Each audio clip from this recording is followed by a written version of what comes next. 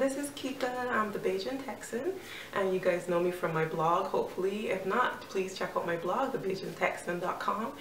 I'll put the links below. But a lot of you really like the cake that I did for my girls' gymnastics party, and it was a two-tier ombre pink cake. The bottom layer was a rosette cake, and the top layer was a petal cake. And I'm also going to leave a lot of links below for my blog for the gymnastics cake and a lot of the other little projects I did for that gymnastics party. So, okay, so let's get started with this cake. So because it's a two-tier cake, I have to use something called a dowel. These are bamboo, and what happens is you can't just put the top layer of the cake on top of the second layer because it's just cake. It would crumble apart under the weight of the top tier. So what I'm doing here is I'm taking some bamboo dowels and I'm putting this one in the center, and I am making a mark on it exactly where I need to cut it.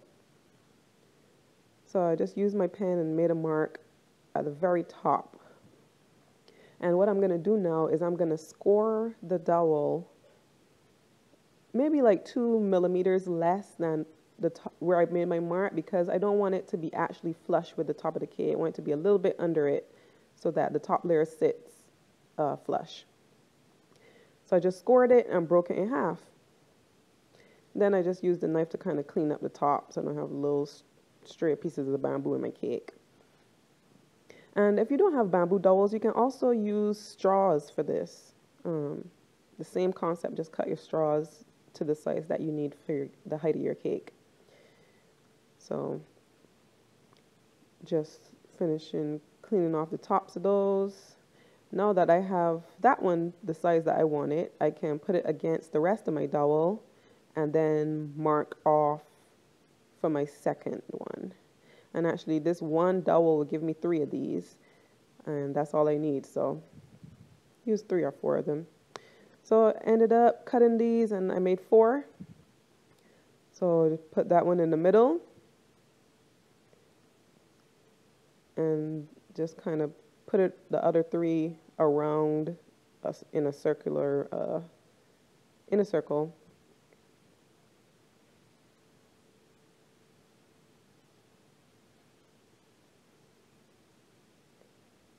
Okay, so let me show you what it looks like on the top. And bam. So it's like a little triangle with one in the middle.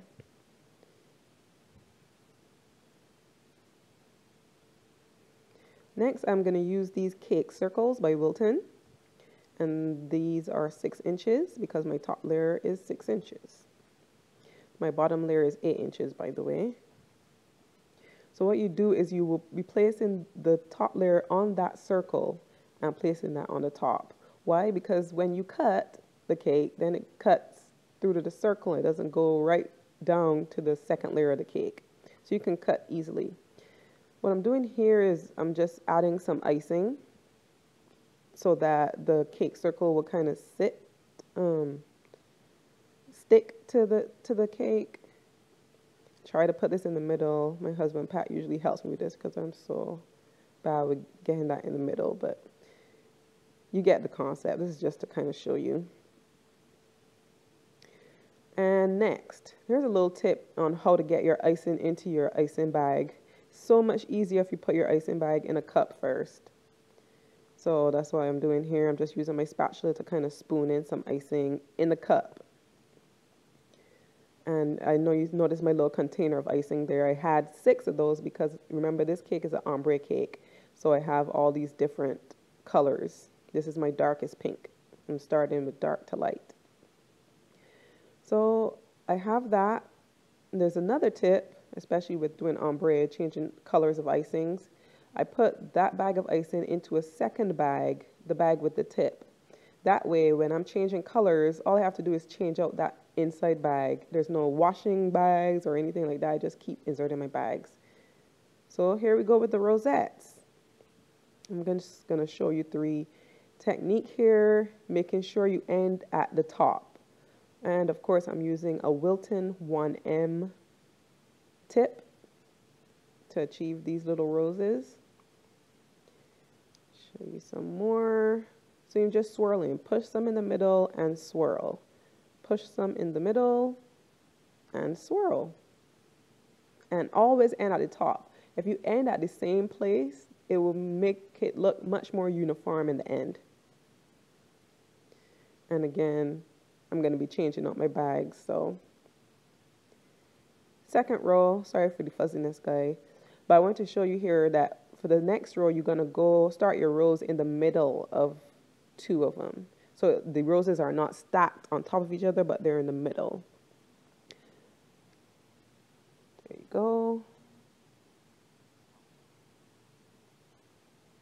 Show you these last two.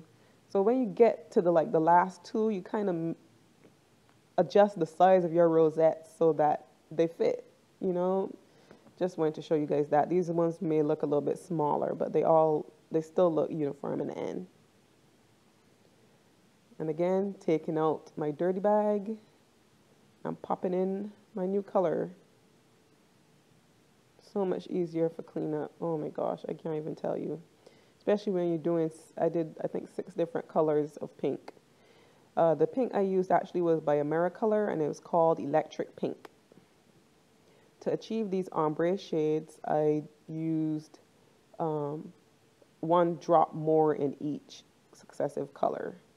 And if it got a little bit too pink, I added some white icing to it to kind of bring it down a tone.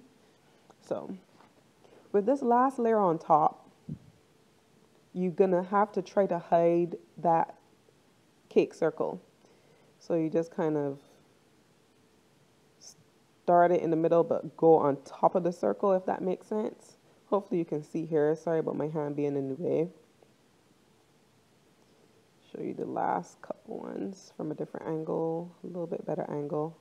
So you see I'm just covering that, still ending at the top for that uniform look, but I'm making sure that I start by covering that. And what I'm doing there is, if I see any holes around the cake, I'll just go back in and fill those in. So now for the top tier, it's called a petal cake. And the tip that I am using is a Wilton 12. And make sure you have enough of these tips. What happened with me is I was using 3 different colors, 2 light pinks and a white, but I only had 2 tips. So I had to do the white separately at a different, after I did those, so I can show it to you. But if you don't have that tip, you can also just use a Ziploc bag or just your icing bag and just cut a hole. So what I'm doing is I'm just doing my little dots of color. Notice I'm doing 2 layers of a light pink and then another 2 layers of an even lighter pink. Then the top layer would be white. But when you do this, just push. I'm using my girl's spoon, my little toddler spoon.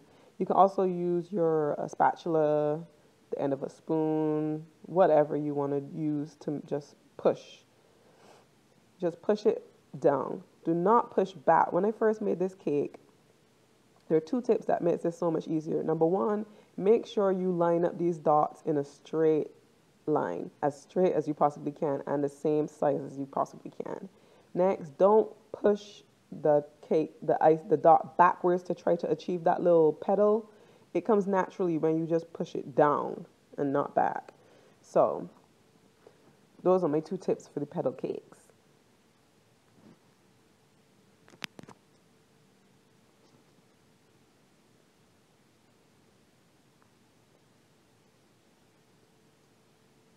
Looking good. So you see how it looks like a little petal? It's so cute. I love this technique.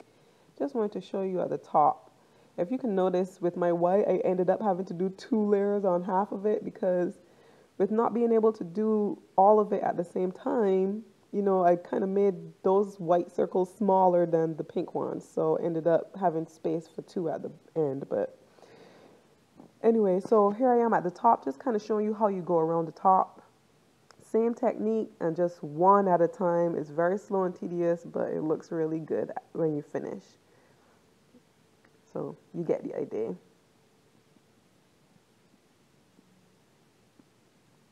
And here we have it, the finished cake. Rosette on the bottom and petal at the top. darker pink all the way to lighter pink. You can't really see the color variation here because it was dark. I was doing this like at 2 in the morning. But I'm going to show you some pictures from the party. Here's a picture from the party. I actually had a baker do the little gymnast on the top. The links to all that's in my blog. But as you can see, the gymnastics party came out really cute. The cake really added something to the decor. If you want to see any tutorials on how I did all those different parties, just click the link below.